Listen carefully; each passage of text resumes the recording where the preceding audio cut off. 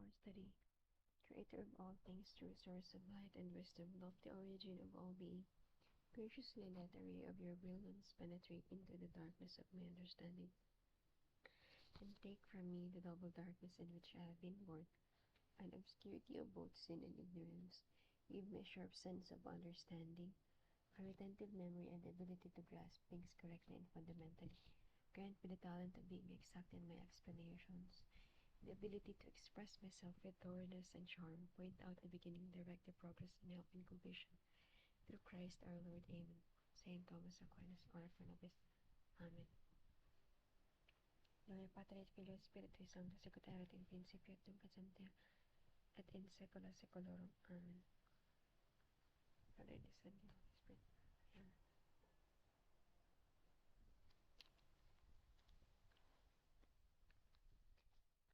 Genesis chapter 47.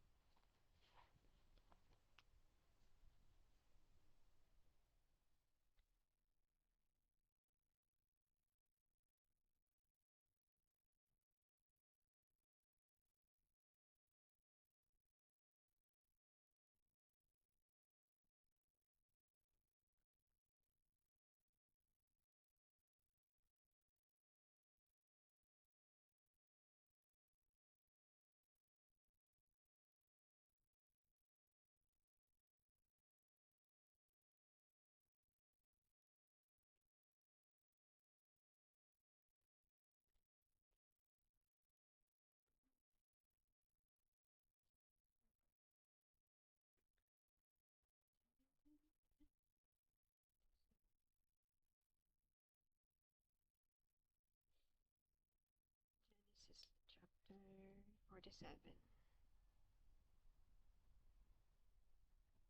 So Joseph took 5 of his brothers and went to the king. He said, "My father and my brothers have come from Canaan with their flocks, their herds, and all that they own. They are now in that region of Goshen." He then presented his brothers to the king. The king asked them, "What is your occupation?" "We are shepherds, sir, just as our ancestors were," they answered. "We come to live We have come to live in this country because in the land of Canaan the famine is so severe that there is no pasture for our flocks. Please give us permission to live in the region of Goshen." The king said to Joseph, "Now that your father and your brothers have arrived, the land of Egypt is theirs. Let them settle in the region of Goshen, the best part of the land, and if there are any capable men among them, put them in charge of my own livestock." Then Joseph brought his father Jacob and presented him to the king. Jacob gave the king his blessing. And the king asked him, "How old are you?" Jacob answered, "My life of wandering has lasted 130 years. Those years have been few and difficult, unlike the long years of my ancestors in their wanderings." Jacob gave the king a farewell blessing and left. Then Joseph settled his father and his brothers in Egypt, giving them property in the best of the land near the city of Ramesses.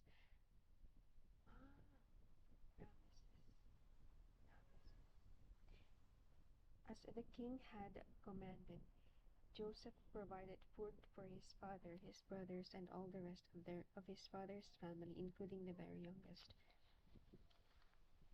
The famine.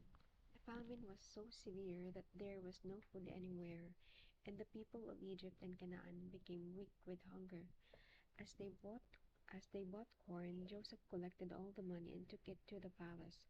When all the money in Egypt and Canaan was spent, the Egyptians came to Joseph and said, "Give us food, don't let us die. Do something, our money is all gone." Joseph answered, "Bring your livestock. I will give you food in exchange for it if your money is all gone."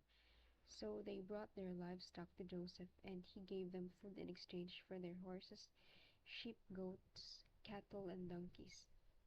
That year he supplied them with food in exchange for all their livestock. The following year they came to him and said, "We will not hide the fact from you, sir, that our money is all gone and our livestock belongs to you." There is nothing left to give you except our bodies and our lands. Don't let us die. Do something. Don't let our fields be deserted. Buy us and our land in exchange for food.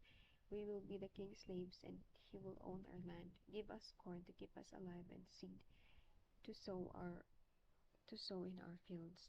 Joseph bought all the land in Egypt for the king. Every Egyptian was forced to sell his land because the famine was so severe, and all the land became the king's property. Joseph made slaves of the people from one of the Egypt to another. The only land he did not buy was the land that belonged to the priests. They did not have to sell their lands because the king gave them an allowance to live on. Joseph said to the people, "You see, I have now bought you and your lands for the king. He is seed for you to sow in your field. Here is seed for you to sow in your fields. At the time of harvest, you must give a fifth to the king. You can use the rest for seed and for food for yourselves and your families." They answered, "You have saved our lives. You have been good to us, sir, and we will be the king's slaves." So Joseph made it a law for the land of Egypt that a fifth of the harvest should belong to the king. The law still remains in force today. Wow. Only the land of the priests did not become the king's property. The Israelites lived in Egypt in the region of Goshen, where they became rich and had many children. Jacob lived in Egypt for 17 years until he was 147 years old. When the time drew near for him to die, oh, he called for his son Joseph and said to him, "Place your hand between my thighs and make a solemn vow that you will not bury me in Egypt. I want to be buried where my fathers are. Carry me out of Egypt and bury me where they are buried." Joseph answered, "I will do as you say." Jacob said, "Make a vow that you will." Joseph made the vow, and Jacob gave thanks there on his bed.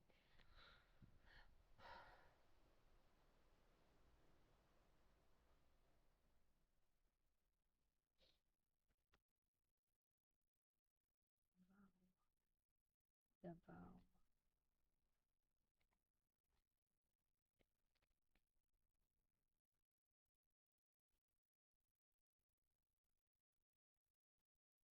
The famine. Second year of famine pala. Grabe.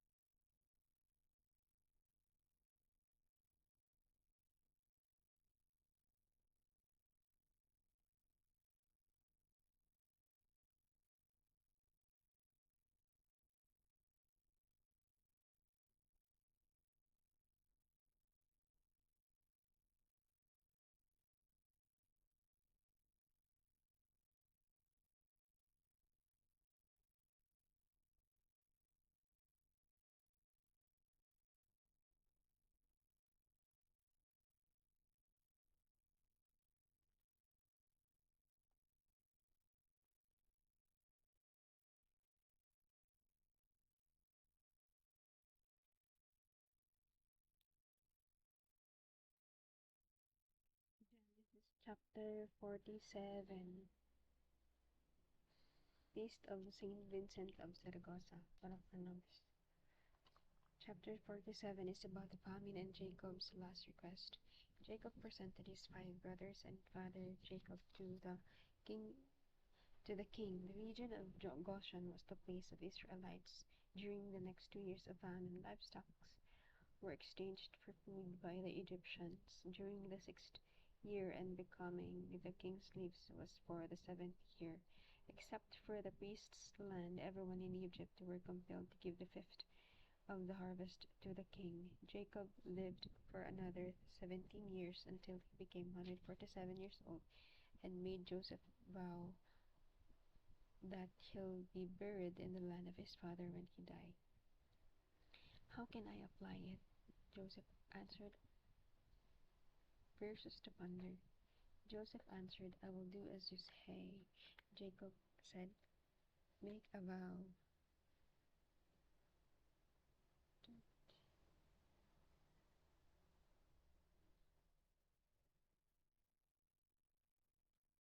that you will. Joseph made a vow and Jacob gave thanks there on his bed. How can I apply it? Obedience and being faithful to a promise between a father and a child are the essence of honoring parents and God. Through the help of the Holy Spirit, I vow to stay faithful to God and honor my parents all the days of my life. So help me God.